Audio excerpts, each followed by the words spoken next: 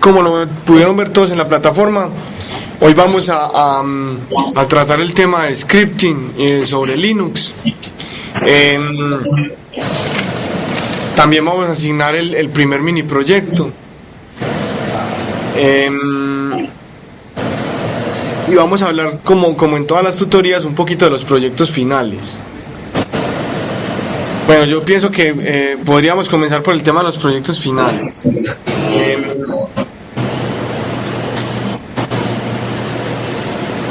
Bueno, muchachos, más o menos para la semana 4 yo había dejado como para hablar de este tema, pero yo creo que es prudente mencionarlo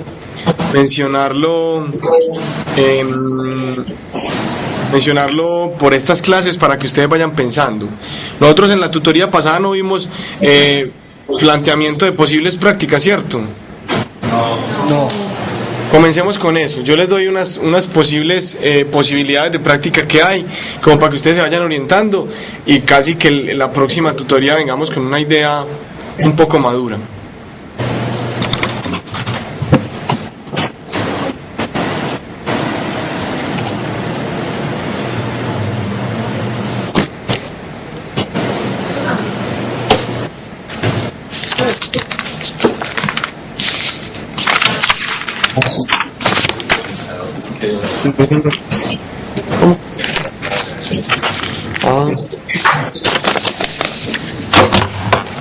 Bueno, muchachos,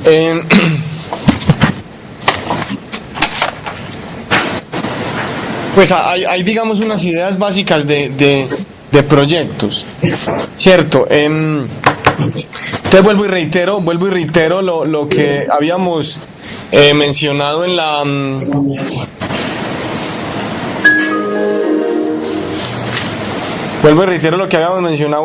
última tutoría, acerca de los proyectos. Entonces les voy a mencionar de qué se trata nuevamente el proyecto final. Entonces recuerden que el proyecto final se trata de un proyecto que integre todo lo que tiene que ver con el contenido de la materia, ¿cierto? Desde el comienzo hasta el final.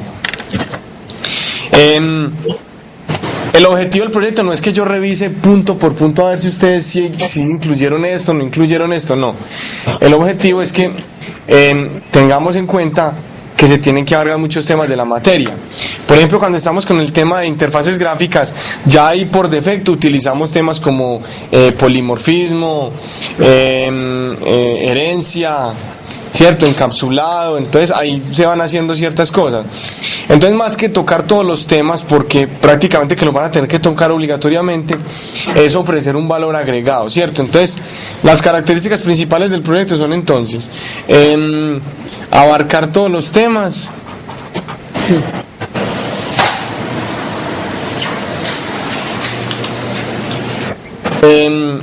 proponer un valor agregado,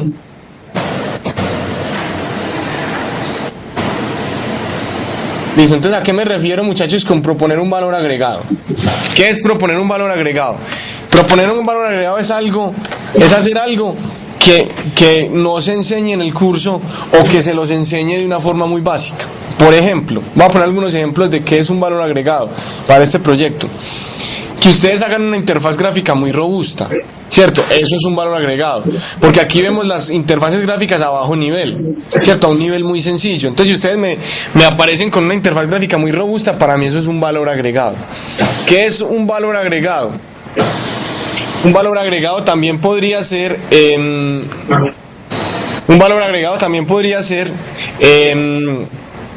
por ejemplo, utilizar un sistema de almacenamiento robusto. Por ejemplo, si nosotros estamos haciendo un aplicativo que almacene datos o que procese datos o que trate datos, ¿cierto? Que casi que va a ser el 90% de lo que podrían hacer, porque generalmente siempre un aplicativo de software debe tener un respaldo de datos por detrás. La idea es que esos datos los vamos a ir a guardar en alguna parte. Entonces, ¿a qué me refiero con el valor agregado en este sentido? A que ustedes, por ejemplo, utilicen una base de datos, ¿cierto? Utilicen, por ejemplo, archivos de texto para almacenar los datos, pero de forma estructurada y con un algoritmo bien creado, ¿cierto? Aquí en el curso vamos a ver lo que tiene que ver con almacenamiento en archivos, pero lo vemos de una forma muy simple. La idea es que ustedes lo profundicen, por ejemplo, y lo pongan en el proyecto final. ¿Qué más podría ser un valor agregado? ¿Cierto? Por ejemplo, innovar en el proyecto, no sé, crear algo que pueda ser muy complicado o que abarque temas, por ejemplo, de C++ que ni siquiera vimos. O sea, C++ es muy amplio. Posiblemente aquí hay temas que vamos hasta a utilizar, pero no vamos a mencionar. Listo. Entonces, cuando me refiero a un valor agregado es eso, que ustedes le pongan una adición de algo que no se vio en el curso o que se vio de manera muy simple. Eso es un valor agregado, ¿cierto? ¿Qué más debe tener el proyecto? Entonces recuerden que debe tener un informe para el cual yo les doy las pautas, ¿cierto? Debe tener un manual de usuario. Recuerden, muchachos, lo importante que es ese manual de usuario. Ese manual de usuario es lo que hace que su cliente utilice el software, ¿cierto? En este caso, ¿quién va a ser el cliente? Va a ser yo. Entonces, la primera vez que yo tome el software y se los evalúe, lo que voy a hacer es que voy a tomar el manual de usuario. Si ese manual de usuario no me sirve para usarlo, entonces posiblemente no voy a lograr ver el objetivo para el cual fue creado el software. Bueno, muchachos, entonces en ese orden de ideas voy a plantear varias propuestas. Entonces, ¿qué posibles propuestas podría haber para el proyecto final? Pues, por ejemplo, el que generalmente hace todo mundo, ¿cierto? Que es un aplicativo de gestión de datos.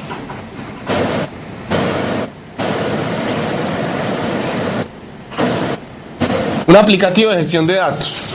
¿Qué es una aplicación de gestión de datos? No es nada más que un aplicativo que captura datos, los procesa y va y los almacena en algún lugar. Eso es un aplicativo de gestión de datos. Voy a poner ejemplos particulares. Por ejemplo, llevar la contabilidad de una tienda, o llevar la contabilidad de una empresa, o llevar la nómina de una empresa, o hacer la gestión de compras de una empresa, no sé. Entonces, por ejemplo, el aplicativo de gestión de datos se divide en 3 partes, ¿cierto? Esto es lo que tiene que ver con una arquitectura orientada a capas, ¿cierto? Un aplicativo cuya arquitectura está orientada a capas generalmente divide sus porciones o sus elementos principales en bloques secundarios, ¿cierto? Entonces tenemos como 3 capas. ¿Cuáles son esas 3 capas? Pues en la bibliografía general se llaman frontend,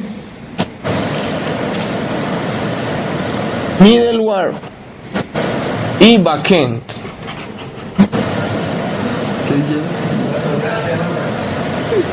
Entonces es un aplicativo de gestión de datos, ¿cierto? En el lenguaje en general que ustedes pueden encontrar en internet se dice que el que le da la cara al usuario se llama el frontend. El que está en la mitad y hace el procesamiento de los datos generalmente se le llama middleware.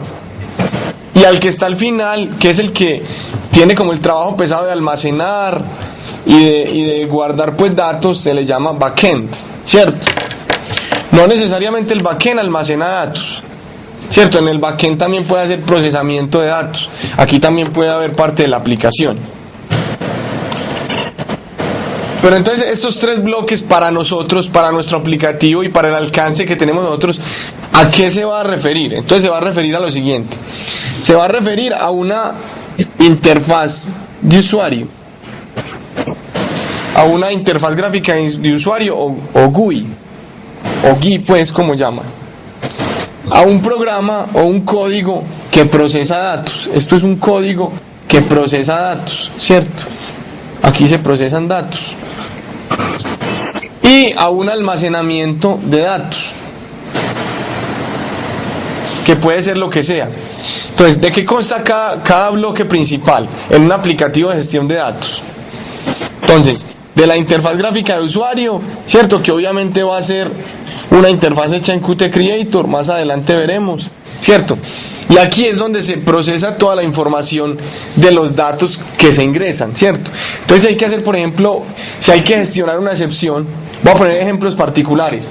Si usted en este cuadro no puede entrar sino números y no puede entrar letras, y en este puede entrar letras pero no números, esa gestión de datos o esa gestión de excepciones se hace en este bloque, se hace en este bloque, en el primer bloque, en el bloque 1, ¿cierto? Entonces, de eso se compone ese bloque. ¿De qué se compone el segundo bloque? El segundo bloque se compone de lo que tiene que ver con todo mi código, ¿cierto? Estos datos que yo estoy entrando aquí los necesito para algo, para hacer alguna operación. Entonces esa operación se procesa en esta mitad, ¿cierto? Esa operación se procesa aquí. Y el tercer bloque para nosotros va a ser el almacenamiento. Entonces esta es la guía, este es el programa como tal.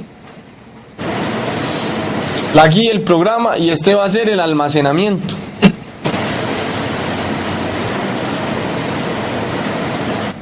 El almacenamiento. El almacenamiento puede ser donde ustedes quieran. Puede ser en archivos de texto o en una base de datos, dependiendo de cómo lo hagan y lo robusto que lo hagan, porque recuerden que el aplicativo final debe ser bien robusto. Entonces, este es el que se encarga de guardar datos. Aquí no hay por qué guardar datos. Yo no voy a guardar datos en esta parte. Él se encarga de procesarlos y los envía a este bloque para que sean guardados, ¿cierto? Cuando vamos viendo y vamos programando en el transcurso del curso, nos vamos a dar cuenta cómo es que se distribuyen estas capas. Entonces, ¿para qué les quería pintar esto? Esto es un aplicativo típico de gestión de datos, el que vaya a hacer que la contabilidad de una empresa. Vamos a poner un ejemplo en particular. Vamos a ver, el inventario de una tienda, algo sencillo, el inventario de una tienda. Entonces, ¿qué hago en el primer bloque? En el primer bloque hago la interfaz de usuario de la tienda, cómo se ingresan los datos, qué datos se deben ingresar, cómo se mandan en general, ¿cierto? ¿Qué se hace en la segunda parte? Se procesan. Cuando usted ingresa el inventario de una tienda, usted generalmente le da Enter o OK. Y ese dato se procesa ahí en algún lugar y decir, ve, este dato es tal cosa, entonces lo tengo que mandar para tal parte. Este dato es tal otra, lo tengo que mandar. O por ejemplo, si es de facturación, ve, este valor que me están pagando lo tengo que ir a sumar. O este valor que yo devolví lo tengo que ir a restar. Esa operación se hace aquí en la mitad. Y aquí al final es donde se guardan los datos. Por ejemplo, bueno, ese dato de inventario que yo cogí de aquí, lo voy a ir a guardar aquí. Lo voy a ir a guardar aquí. Que la plata que se descontó, la voy a ir a guardar aquí. La plata que se sumó, la voy a ir a guardar aquí. Entonces, en esta etapa es donde se almacenan los datos, dependiendo de la técnica que elija. Como les dije durante el curso, vamos a ir adoptando las herramientas para hacer eso. Entonces, muchachos, hay muchas alternativas. Obviamente, para la interfaz gráfica de usuario vamos a aprender a trabajar en Qt Creator, ¿cierto? Eso lo vamos a aprender a hacer aquí. Obviamente, para el middleware o el programa como tal, pues vamos a utilizar C++, con todas las técnicas que vamos a aprender a utilizar. Para el backend o el almacenamiento de los datos, ustedes sí van a utilizar algo que les genere valor agregado, no sé, por ejemplo puede ser un motor de bases de datos, ¿cierto? Por ejemplo MySQL, ¿cierto? Otro podrá decir, no, yo lo quiero almacenar en archivos de texto, en texto.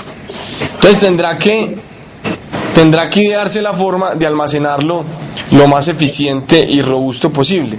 Lo vamos a ver también en el curso esto. El tema de bases de datos no lo vamos a ver en el curso. Entonces, por eso es que yo les digo que el tema de bases de datos es un valor agregado, porque ustedes lo aprenderían de su cuenta. Bueno, y otro elemento aquí para resaltar es el tema de si lo hago separado o no, ¿cierto? Yo todos estos elementos los podría tener en una máquina o los podría tener en dos, ¿cierto? Yo, por ejemplo, podría instalar una máquina virtual sobre mi máquina y tener una red entre dos máquinas. No sé si alguna vez lo han hecho. ¿Ya lo han hecho? Instalar una máquina virtual. Entonces, si instala una máquina virtual es como si tuviera dos computadores, obviamente el que tiene el propio, el físico y la máquina virtual. Yo puedo hacer eso, por ejemplo, y crear una red entre esas dos máquinas. Si creo una red entre esas dos máquinas, en una de ellas podría poner esta parte, ¿cierto? Y en la otra poner la base de datos, ¿cierto? Separar en dos capas físicas esta arquitectura de la aplicación. Bueno, vamos a ir profundizando en eso, muchachos. Esta es una opción, ojo, no es la única. Esta es una opción, no es la única. Vamos a mirar otras posibles opciones que les propongo. Esta generalmente es la que hace todo el mundo, muchachos, ¿cierto? No les estoy queriendo decir que no la pueden hacer, ¿cierto? Pero espero muy buenos resultados de ella. Obviamente, ¿por qué? Pues porque todo el mundo la hace. ¿Qué otras opciones existen? Vamos a explorar otras posibles opciones. Por ejemplo, un juego, muchachos. A alguien se le puede ocurrir hacer un juego. Entonces, la pregunta es, ¿pero un juego de qué? No sé. Tienen que poner a volar la imaginación, ¿cierto? Programar un juego en C++. Obviamente un juego va a tener... ¿Cuál es el elemento principal de un juego? ¿Quién me dice? Si alguien le da por irse por el lado del juego. La parte gráfica. Exactamente. La interfaz gráfica va a ser la parte más robusta del juego. No me van a hacer un juego en consola, obviamente. Entonces supongamos que este es el juego y tiene por aquí un cuadrito y por aquí tiene otras cosas y por aquí se mueve algo, no sé, ¿cierto? Entonces miren que la parte robusta del juego está acá. Obviamente él tiene que tener otra capa, que es la capa de la aplicación, ¿cierto? Del código, que es donde procesa los datos. Pero miren que en la parte del juego no es tan necesaria la base de datos, porque se supone que esos datos se van procesando en tiempo real. A no ser de que vos quieres guardar el estado del usuario o si va subiendo de niveles, yo no sé. En ese caso sí se utilizaría una basecita de datos para guardar eso. Pero inicialmente podíamos partir de dos capas. La capa del procesamiento, que es C++, y la capa de la GUI, que eso es Qt Creator, ¿cierto? Qué elegante así. Esa es una opción, un juego. Me parece un reto muy interesante, muchachos. Nadie lo ha hecho. Nadie de los cursos que yo he dado ha hecho un juego. Me parece un reto interesante. O sea, el hecho de que nadie lo haya hecho no es que sea difícil. Nada es difícil, muchachos, si lo trabajamos con ganas. No es que sea difícil, sino que es un reto bueno, porque el tema de manejar las interfaces gráficas es interesante. Bueno, esa es otra opción, muchachos, un juego. Otra opción, ¿cuál es? Por ejemplo, una interfaz con el sistema operativo. Una interfaz con el sistema operativo. ¿Cómo así que una interfaz con el sistema operativo? Esto va a ser más claro después de que hagamos el mini proyecto, ¿cierto? Pero aquí se los pinto más, el primer mini proyecto, pero se los pinto más o menos. ¿Cómo sería una interfaz con el sistema operativo? Sería de la siguiente forma. Por ejemplo, una interfaz gráfica que para este caso podría ser opcional. Ojo, podría ser opcional. ¿Por qué digo que podría ser opcional? Porque si ustedes me hacen un programa muy robusto aquí detrás, yo les aceptaría, por ejemplo, una consola. Pero la idea es que utilicemos una interfaz sencillita. Entonces tenemos la interfaz. Tenemos obviamente el código, ¿cierto? Que me procesa, el código que me procesa. Y aquí detrás tendríamos el sistema operativo, o sea, el Linux, con comandos de Linux. Entonces tendríamos digamos un command shell con comandos, ¿cierto? ¿De qué se trataría este programa? Se trataría de que a través de la interfaz, con un intermediario aquí de software, yo lanzara comandos al sistema operativo. ¿Para qué? Por ejemplo, para hacer monitoreo. Por ejemplo, para hacer cambios desde interfaz gráfica. No sé, me podría inventar una interfaz gráfica propia del sistema operativo, cualquier cosa, y que se ejecute en el sistema operativo a través de un shell, ¿cierto? A través de un script. A través de un script. En el primer mini proyecto va a quedar más claro esto, muchachos, pero esta es otra opción, ¿cierto? Un ejemplo particular para esto, ¿qué sería? Por ejemplo, un monitoreo de la máquina. Yo podría hacer una interfaz gráfica que me monitoree varias cositas de la máquina. Por ejemplo, la memoria de mi máquina. ¿Cierto? Que me haga una gráfica del uso de memoria. O que me haga una gráfica del uso de procesador. Enseguida les muestro unos ejemplos de grafiquitas para que vean que es fácil de hacer. Hay que trabajar pues bastante, pero esto sería otro ejemplo de práctica final. Y un cuarto ejemplo que yo siempre coloco es un simulador, ¿cierto? Un simulador, un software que tenga una interfaz gráfica, un simulador. Es como funcionaría un simulador. Hagan de cuenta que es una interfaz gráfica que pide algunos datos, ¿cierto? Una interfaz gráfica que pide unos datos. Yo le ingreso los datos y esos datos vienen y se procesan acá, en un código. Y me arroja un resultado. Un ejemplo de esto, muchachos, podría ser una calculadora. Obviamente no me van a hacer una calculadora, porque una calculadora es algo muy sencillo, ¿cierto? Pero ¿qué es un simulador? Podría ser una calculadora. Yo ingreso datos, él procesa los datos y me envía un resultado. Obviamente yo quiero algo más poderoso, pues, algo más robusto. Que venga y me haga gráficas acá, no sé. Que venga y me haga gráficas de algo, ¿cierto? Este es muy parecido a la interfaz con el sistema operativo, pero no necesariamente tiene que haber una interfaz con el sistema operativo. Yo puedo simular otra cosa, no sé. Por ejemplo, simular un problema de física, ¿cierto? Yo planteo un problema de física, escribo las condiciones en C++, ¿cierto? Y vengo y lo grafico acá, dependiendo de los datos que yo ingrese acá. Eso podría ser un simulador. Esas son como las 4 opciones que yo propongo, muchachos. Ustedes pueden explorar más. La idea, muchachos, es que interactuemos a través del foro, y si ustedes creen que debemos profundizar más en qué se debe usar en cada uno de ellos, en qué se debe usar en cada uno de ellos, por ejemplo, qué herramientas debo tener en cuenta para lograr hacer un proyecto de estos que les mencioné, a través del foro, aquí en las tutorías me preguntan. Pero la idea es esa, muchachos, que empecemos a pensar en él. ¿Tienen alguna duda al respecto? Yo sé que esto que les acabo de mencionar aquí es un poquito difícil de digerir, pero ¿cuál era el objetivo de lo que yo les acabo de mencionar? Que nos vamos ya con una idea. Si nos gustó algo de esto, vamos pensando en eso. Si no nos gustó ninguno de lo que les propuse, vamos a pensar en otra idea, ¿cierto? Entonces dice, a mí la verdad me llamó la atención el tema de la interfaz con el sistema operativo, pero no sé cómo hacerlo, no tengo ni idea. Entonces empiezo a preguntar o empiezo a investigar. ¿Sí queda claro, muchachos? Entonces ahí están las 4 opciones. La idea es que piensen. Si ya traían una idea para hoy, bienvenida sea la pregunta, inclusive en este momento, para que aprovechemos y la respondamos para todos los del grupo.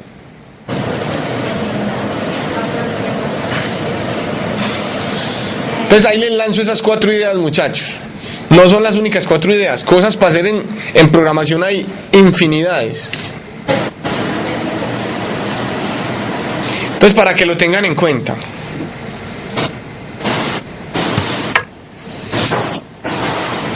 Tengo que cascar eso,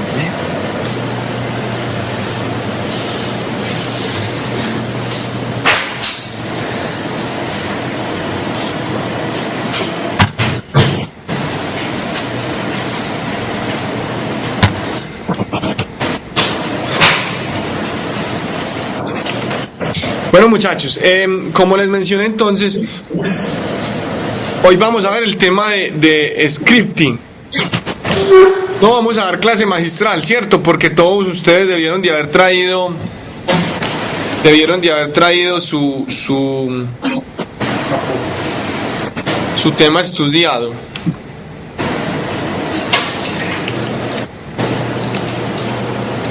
Entonces, inicialmente voy a empezar con eso. Cuéntenme qué dudas tienen al respecto. ¿Qué quiere decir texto plano? Texto plano. Bueno, cuando uno se refiere a texto plano es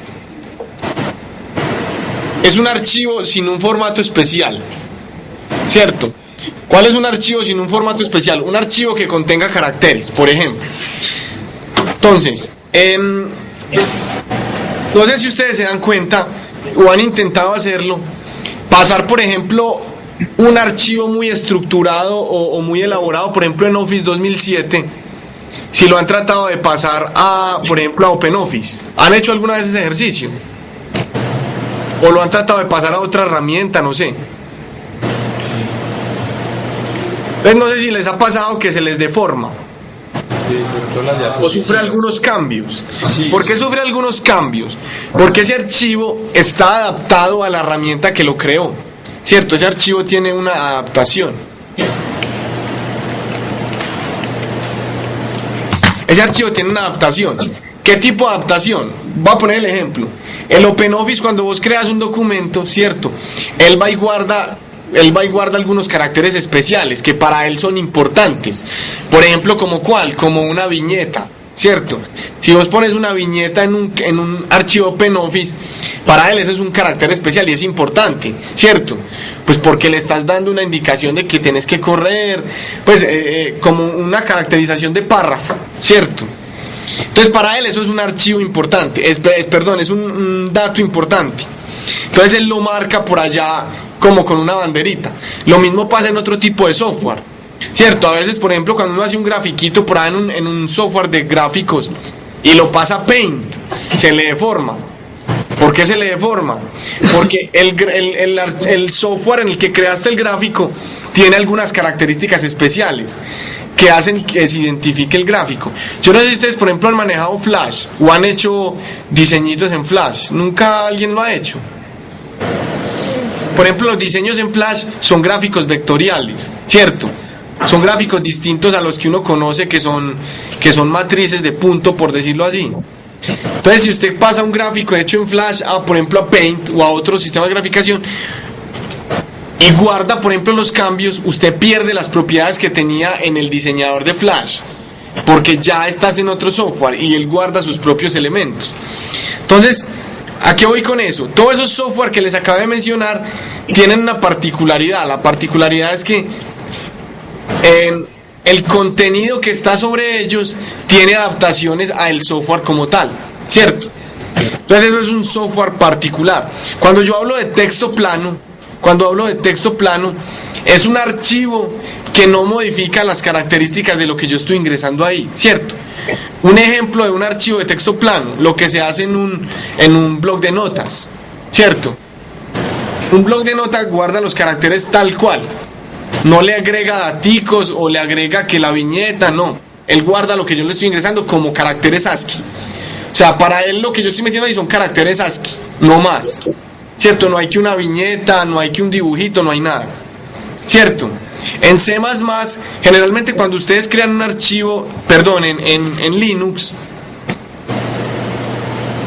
cuando ustedes crean un archivo de texto, voy a poner un ejemplo aquí cualquiera. Voy a crear cuando ustedes le dan, por ejemplo, aquí ustedes le dicen create document. Si ustedes le dicen create document, se van a dar cuenta que le dicen empty file, crear un empty file. Si ustedes lo crean, miren que ustedes le dan un nombre, por ejemplo, prueba, ¿cierto? Y no le voy a poner ninguna extensión. Recuerden que en Linux no es necesaria una extensión. Pero como yo lo creé desde un empty file, para él esto es un archivo de texto plano.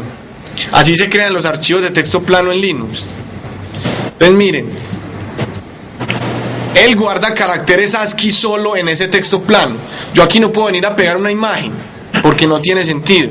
Entonces, por ejemplo, para él la G es un carácter ASCII, ¿cierto? Para él el enter es otro carácter ASCII. El espacio es otro carácter ASCII, ¿cierto? Entonces él está guardando puros caracteres ASCII en formato ASCII. Entonces, si yo alguna vez quiero recuperar esta información con otro archivo o con otro software, ¿cierto? La voy a recuperar tal cual la están viendo ahí, porque es plana. Claro. Eso es un archivo de texto plano, un archivo que guarda la información tal cual ASCII y no agrega cosas adicionales.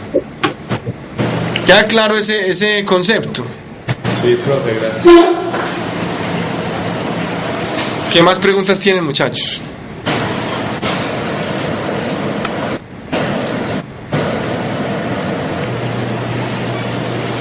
Generalmente, muchachos, ese archivo de texto plano suele llamársele también fichero, un fichero en Linux.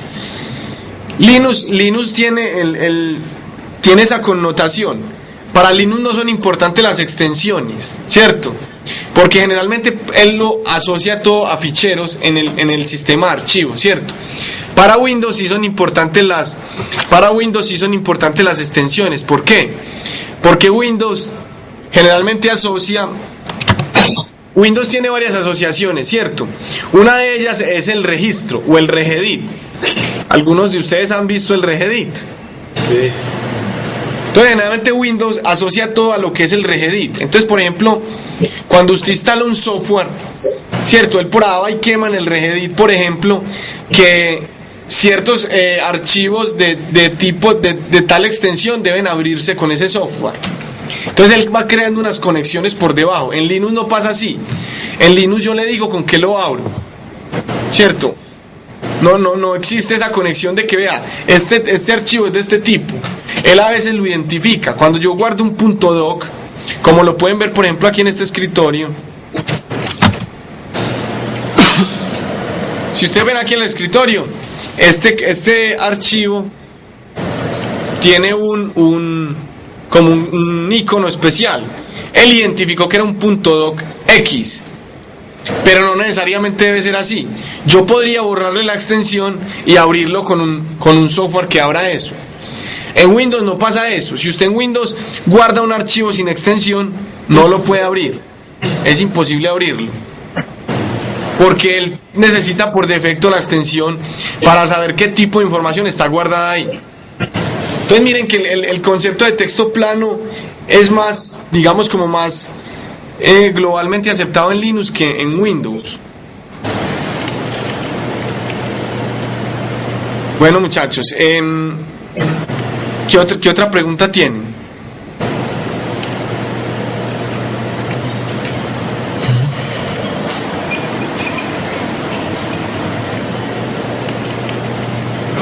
¿Y dónde iría más rápido un archivo cualquiera? ¿En Windows o en Linux? Porque en Windows, si usted le da el fichero, ya sabe que MP3 es un archivo de música, lo abrió. Y usted dice que en Linux hay que indicarle con qué programa se abre para poder que sepa también. Pero no te entendí la pregunta. ¿Cuál es la pregunta? ¿Que cuál se abre más rápido? No te entendí. No te oí bien al principio. ¿Qué más le indicar? ¿Darle los ficheros o darle la extensión? No, eso depende del sistema operativo. Lo que pasa es que el sistema operativo, muchachos, el sistema operativo tiene como dos bases fundamentales. ¿Cuáles son las bases fundamentales de un sistema operativo? Las bases fundamentales de un sistema operativo son el sistema de archivos sobre el cual se van a guardar los datos y su estructura lógica a nivel del sistema operativo como tal, o lo que llamaría uno el kernel, digámoslo el kernel, ¿cierto? Entonces, por ejemplo, para un sistema operativo como Windows existe un sistema de archivos, por ejemplo el NTFS, ¿cierto? Esa es su base. O sea, vos no vas a montar un Windows sobre X3, entonces eso ya está claro. Su base es el sistema de archivos. Listo. Aparte del sistema de archivos, él tiene una estructura. Entonces, por ejemplo, Windows tiene una estructura basada en todo lo que es el editor del registro o el archivo del registro. Entonces, él se basa en eso, ¿cierto? Entonces, toda su lógica la basa en eso. Adicional a que tiene pues otros elementos como los archivos que están por allá sobre el directorio Windows y todo eso. Él tiene su lógica. Entonces, para esa lógica él necesita una extensión. Si no, no funciona la lógica. Linux tiene su lógica. Linux se basa en un sistema de archivos X3. Existen otros pues, pero mencionemos ese. Entonces ya está su primer paradigma. Ya se basó sobre un sistema de archivos. Él también se basa sobre una lógica. ¿Cuál es esa lógica? Lógica de ficheros. En Linux todo está estructurado en una base de directorios. Entonces recuerden, por ejemplo,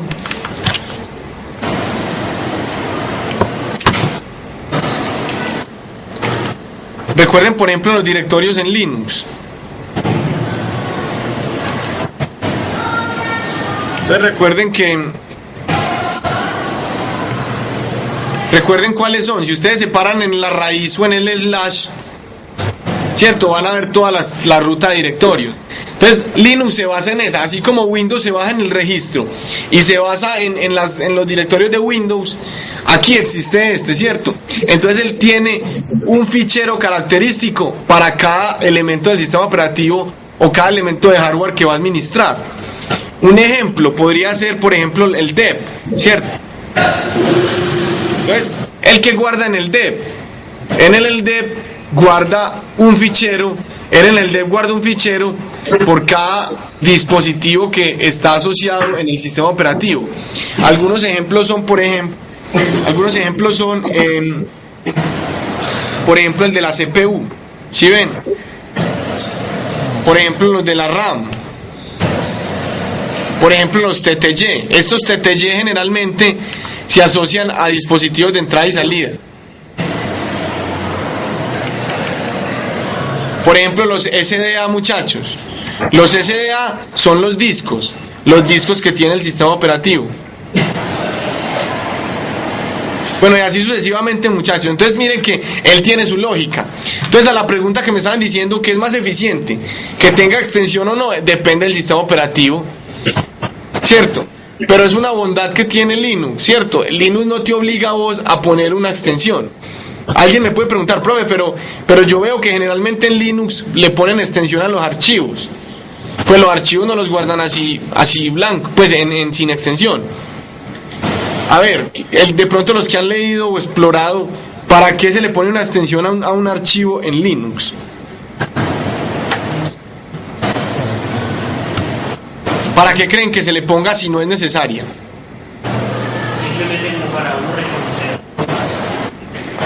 Exactamente, para uno reconocer, por ejemplo, qué software lo puede abrir, más no obligarlo a que lo abra. ¿Sí es claro eso? Pero hay software que necesita saber también encontrar el archivo en base a la extensión, ¿no? No, vos tranquilamente podés tener un archivo sin extensión, abrirlo con el OpenOffice y él reconoce qué tipo de archivo es y te lo abre. No necesita tener la extensión. En Linux, estoy hablando de Linux. Cierto, generalmente uno le pone extensiones a los archivos para llevar como su orden. Ve, esto es un archivo de texto, o esto es un archivo de tal cosa, o esto es un archivo acá. Miren, por ejemplo, el que está ahí aquí. No sé si se vea muy bien. Un archivo .olt. Sí. Ese archivo .olt no es que la extensión sea .olt, no, es que es un backup. Al backup le llamé archivo .olt. Entonces es más como de manejo personal. Entonces no es que sea más eficiente, el sistema operativo me obliga a eso.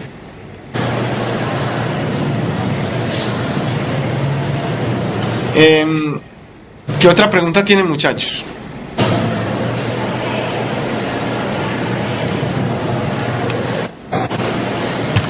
Bueno, pero el semestre pasado cuando estábamos haciendo programas en C, tenemos que guardar con puntos el archivo, eso cuando lo compilaba me generaba uno con .o.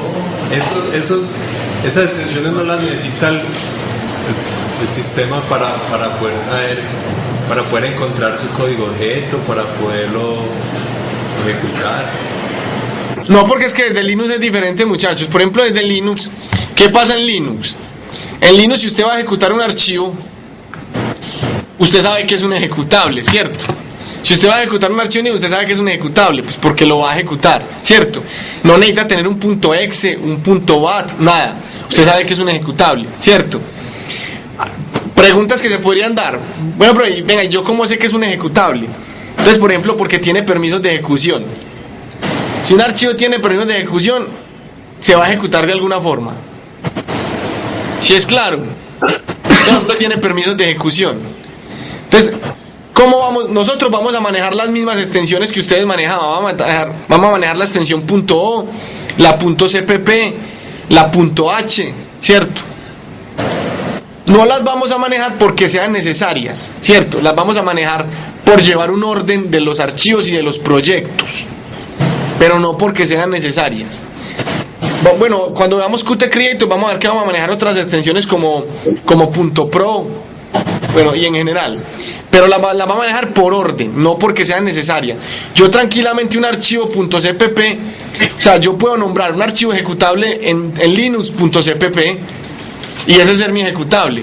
No es lo correcto, ¿por qué? Pues porque me enredo. ¿Cómo voy a llamarlo ejecutable así? Después no sé cuáles son los ejecutables. ¿Sí es claro? Sí.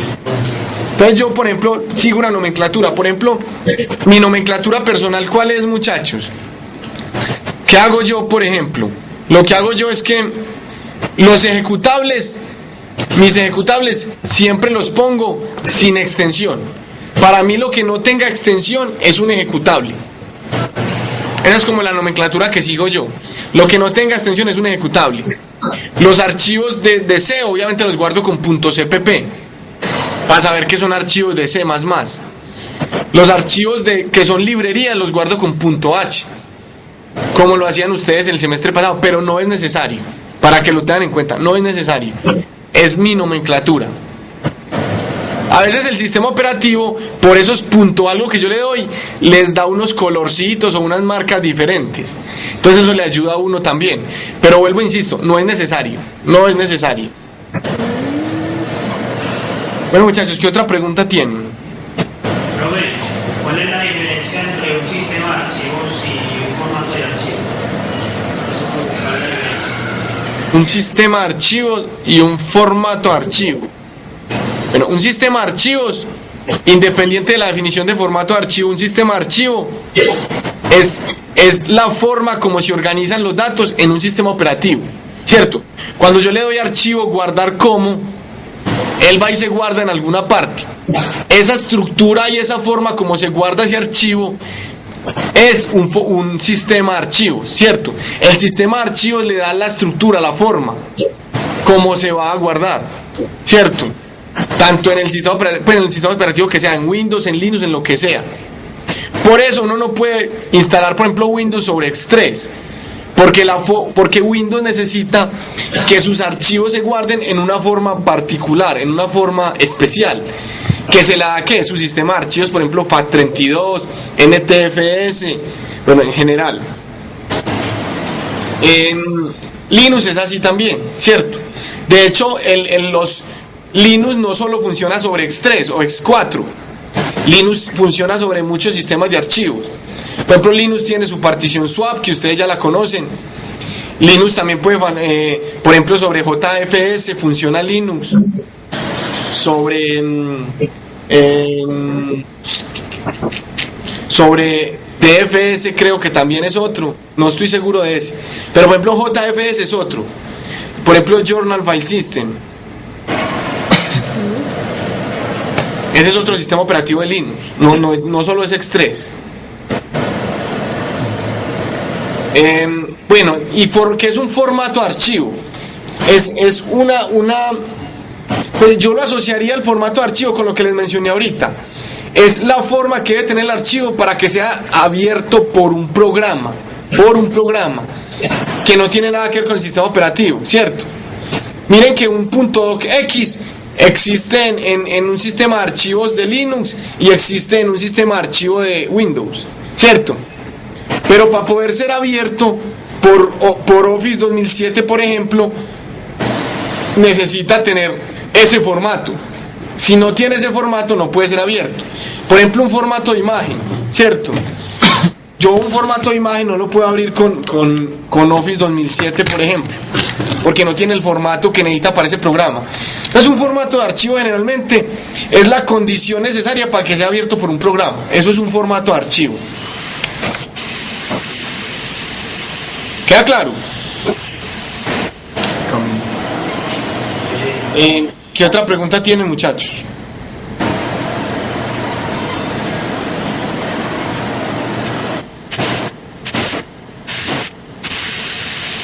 Bueno, muchachos, recuerden que esto no es una clase magistral, entonces voy a pasar ligero por las partes que creo realmente importantes y que pienso que no debieron, pues las que pienso que debemos reforzar aquí. No lo vamos a ver todo porque ustedes lo debieron de haber repasado.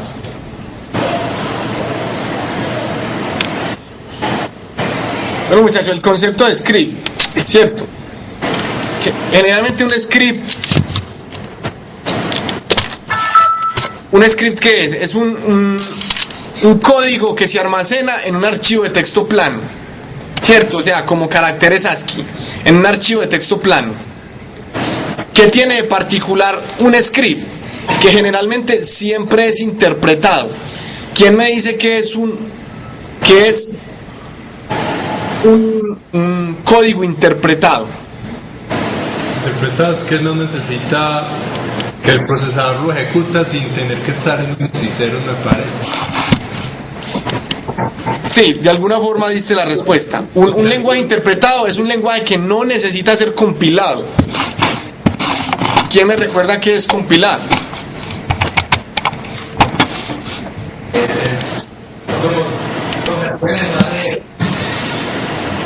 ¿Cómo?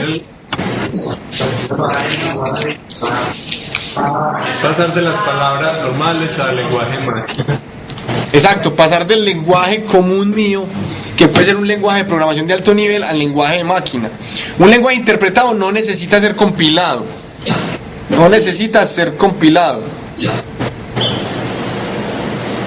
Entonces la pregunta del millón es, bueno, pero igual yo escribo en términos que son amigables para mí. Entonces, ¿cómo hace la máquina para interpretar eso o para leer eso si no lo compila y no lo pasa a unos y ceros directamente? O a un programa objeto, diría yo más bien. ¿Cómo hace él? Él tiene una cosa que se llama un interpretador, ¿cierto? Un interpretador. Linux tiene muchos interpretadores. Entonces, un interpretador de esos de Linux es lo que se llama el shell. El shell. Existen muchos interpretadores de Linux. Empecemos con cositas prácticas, muchachos. Me imagino que todos están en Linux y todos van a hacer lo que yo voy a hacer.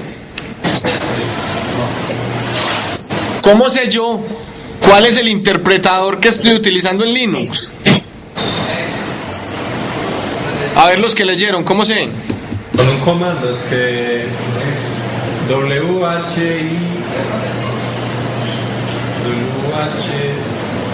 CH y vas. No, miren, generalmente, muchachos, enseguida les explico con más calma lo del tema de las variables de entorno. Pero generalmente el script que yo estoy utilizando se guarda en una variable de entorno. Se guarda en una variable de entorno. Esa variable de entorno se llama shell. Entonces, si yo quiero saber, imprimo esa variable de entorno. Entonces le doy echo pesos shell.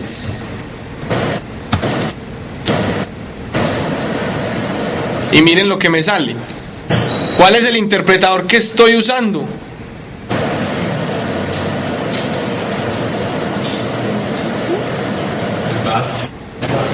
El bash, correcto. Y se encuentra en el directorio bin. ¿Cuál les sale a ustedes? ¿El mismo? Vámonos para el directorio bin, muchachos.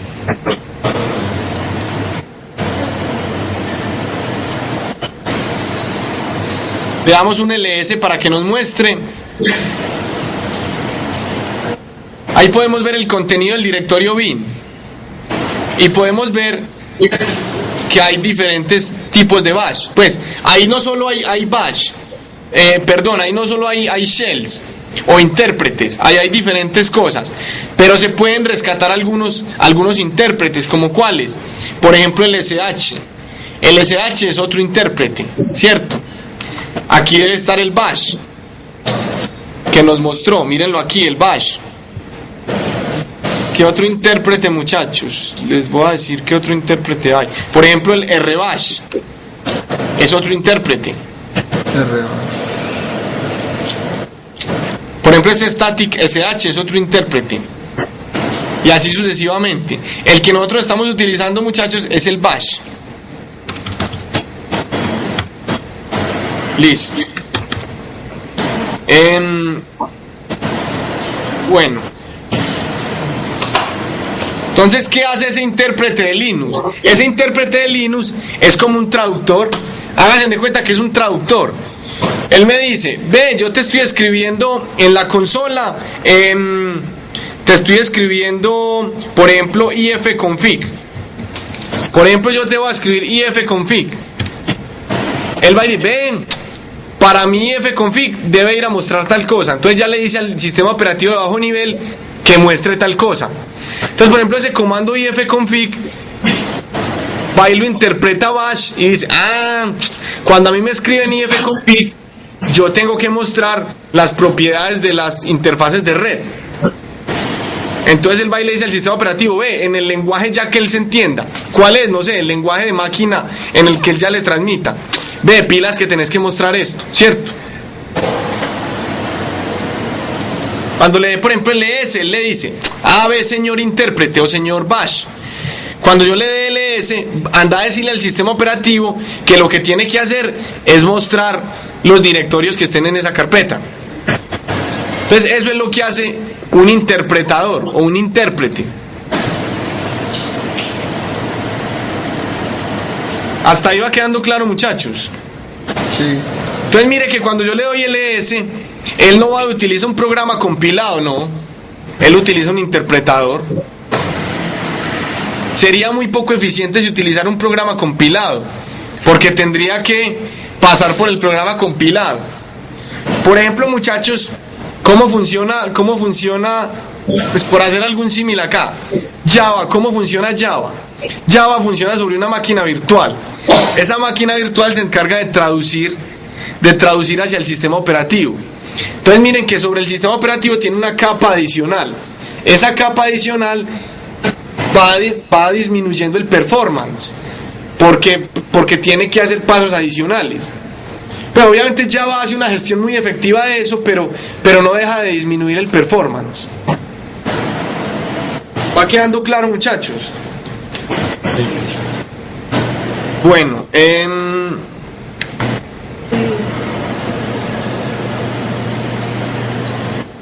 bueno, muchachos, entonces vuelvo y repito los conceptos, ¿cierto? ¿Qué es un shell? ¿Cierto? Es el interpretador, el que sea. ¿Qué es un bash? ¿Qué es bash? El interpretador que acabaron de ver ahí. Es el shell particular que estamos usando, ¿cierto?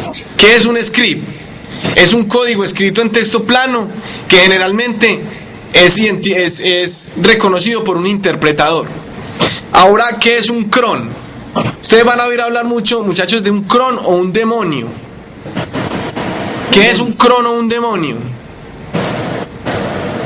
Un cron es un script que se ejecuta en segundo plano. ¿Pero qué es un segundo plano? Un segundo plano es que usted no lo ve en el tiempo de ejecución. Por ejemplo, el software que me está mostrando esto, muchachos, el software que me está mostrando esta diapositiva, ¿será un cron o no será un cron? No, porque ese es o sea, el proceso que me está mostrando eso, ¿será un cron o no? Eso no es el primer plano. Sí, porque está en primer plano, ahí lo estoy viendo, ¿cierto? Entonces no está en segundo plano. Ahorita vamos a ver un ejemplo de lo que es un cron y de algo que se ejecuta en segundo plano. Un paréntesis aquí, muchachos, para algo que se me olvidó. ¿Se acuerdan que yo les decía ahora de un software que interactuara, por ejemplo, con el sistema operativo en los proyectos? Miren estas grafiquitas de arriba que se van moviendo, muchachos. ¿Sí las ven?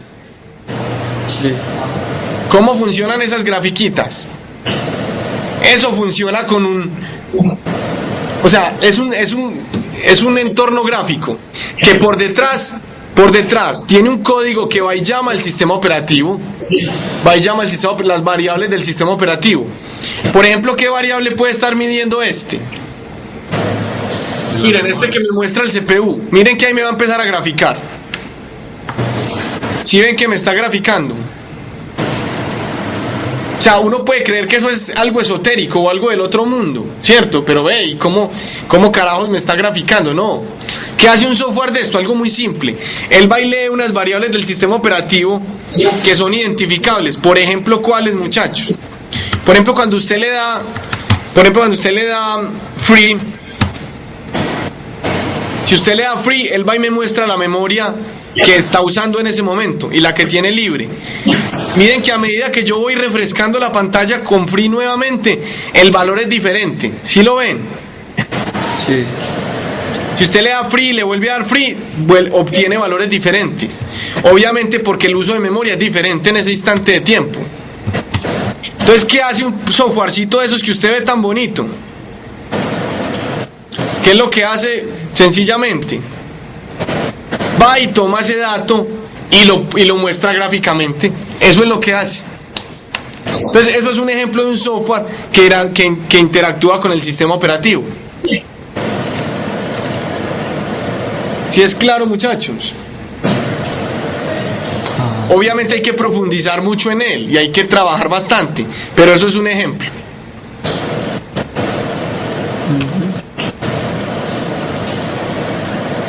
Bueno, muchachos, como les iba diciendo entonces, un cron es algo que ejecuta en segundo plano. Ahorita vamos a ver un ejemplo de un cron.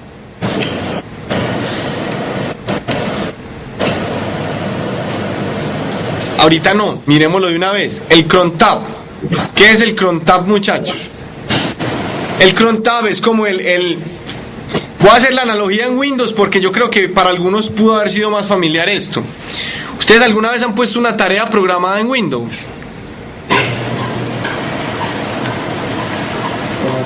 Que se ejecute un programa en determinada fecha. Exacto, en determinada hora, en determinada fecha. ¿Qué se ejecuta? No sé, lo que usted le diga. Pero eso es un... Entonces, ahí es donde usted configura como las cosas que usted quiere que se hagan, ¿cierto? Entonces, ¿qué es el cron tab en Linux? El cron tab es precisamente ese software con el que usted hace las tareas programadas, ¿cierto? Entonces, ¿cómo accede usted al cron tab? Con el comando cron tab -e. Cuando usted le da cron tab -e, inmediatamente se abre un editor de texto con el cual le permite modificarlo. Entonces miren que me salió ahí me dice, vea, ¿usted con qué lo quiere abrir? ¿Usted con qué lo quiere abrir? Cuando uno nunca lo ha abierto, ¿con qué lo quiere abrir la primera vez? Yo les recomiendo que lo abran con el nano, que es como el más facilito. Entonces le dan la opción 2 y le dan enter.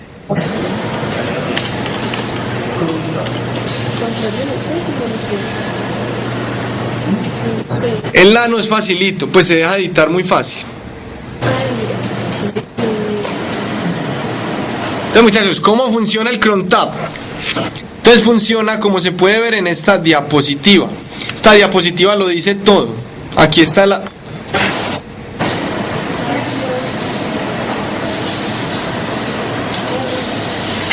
El cron tab es una secuencia de caracteres o números separados por espacio, ¿cierto? Cada uno de esos caracteres o elementos separados por espacio tiene un significado en particular. Entonces, vamos a empezar a crear una secuencia. Entonces, la primera, generalmente el cron tab siempre tiene un número, un primer número. ¿A qué corresponde ese primer número? Ese primer número corresponde a el rango de minutos en que yo quiero que se ejecute, ¿cierto? Si yo quiero que mi programa se ejecute se ejecute en el minuto 30, entonces ¿qué debo colocar ahí? 30. Miren el rango va desde 0 hasta 59. Entonces la pregunta del millón, ¿qué pasa si yo quiero que se me ejecute al minuto 30, al minuto 60? Sabiendo que solo tengo un campo para el minuto. ¿Quién me responde los que profundizaron en el tema? 30 y 60. Sabiendo que solo hay un campo para el minuto.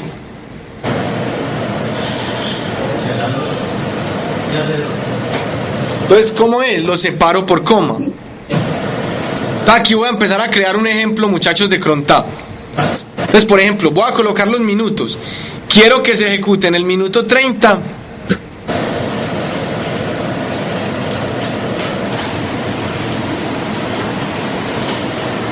Esperemos que refresque. Ahí ya están viendo, ¿cierto? Sí. Sí. En el minuto 30, en el minuto 60. Entonces 30,60. Que también quería que fuera el minuto 50. Listo, coma 50. Perdón, sin espacio. Coma 50. Punto y coma. No, es coma solo, coma. No importa el orden, profesor. Sí, no importa el orden. Uno generalmente los coloca en orden, muchachos, pues por facilidad de uno también, por llevar porque a veces pueden ser muchos minutos.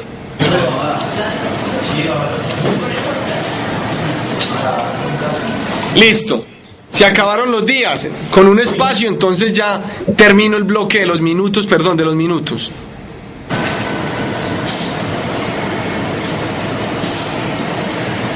Bueno, volvamos a la diapositiva entonces. Ahora, ¿qué pasa? El siguiente bloque corresponde ¿a qué?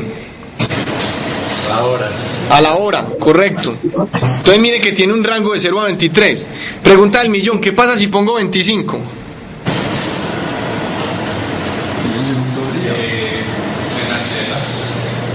No se va a ejecutar nunca, porque ese 25 no corresponde a una hora del día. No está en ese rango. Exactamente. Bueno, si quiero colocar el día del mes, cierto, miren que está en el rango entre 1 y 31. Si son varios días del mes, pues obviamente los separo con comas, así como las horas, cierto. Entonces algunos se debe estar preguntando, profe, ¿y por qué ese asterisco? ¿Qué tiene que ver ese asterisco? Ese asterisco quiere decir que se ejecute todos los días, o todas las horas, o todos los minutos, dependiendo en la posición que se encuentre.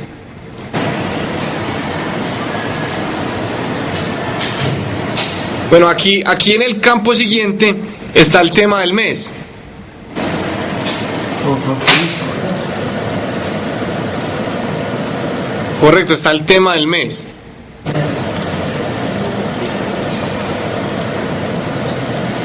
Y miren que los meses van de 1 a 12, como se describen aquí. Enero es 1 y diciembre es 12, y así sucesivamente. Bueno, y en el último campo numérico está algo que es el día de la semana, ¿cierto? Siendo el lunes el 1 y domingo el 0. Pues entonces miren que se pueden dar, hay que tener mucho cuidado, muchachos, porque se pueden dar cosas muy particulares. ¿Como cuáles? Por ejemplo, resulta que yo quiero ejecutar mi comando todos los 30 del mes. ¿Cierto? Pero resulta que yo también dije que lo quería ejecutar todos los lunes. Puede que el 30 no caiga lunes, ¿cierto? Entonces miren que se va a ejecutar dos veces. Se va a ejecutar el 30 y se va a ejecutar el lunes. Entonces hay que tener mucho cuidado con eso, muchachos. También hay que estar sincronizados en los temas. Pero aquí va el usuario. Pero este usuario no es tan necesario, ¿cierto? Eso es cuando tenemos una perfilación muy estricta. Pero generalmente nosotros entramos a nuestras máquinas con el root, entonces no habrá problema. Listo, y finalmente el comando que se desea ejecutar. Bueno, muchachos, entonces, para poder ejecutar un comando tenemos que crear un comando o crear un scriptcito pequeño. Entonces, enseguida vamos a crear el scriptcito y lo vamos a llevar al crontab para que vea cómo se ejecuta. ¿Correcto? Bueno, muchachos, antes de continuar pues aprendiendo a hacer los scripts, hagamos el break. Por favor, un break de 15 minuticos, que necesito hacer algo específicamente hasta ahora. Entonces hagamos un break de 10-15 minuticos y volvemos a las 30-35 más o menos. Listo. Bueno, muchachos. Ah, yo sé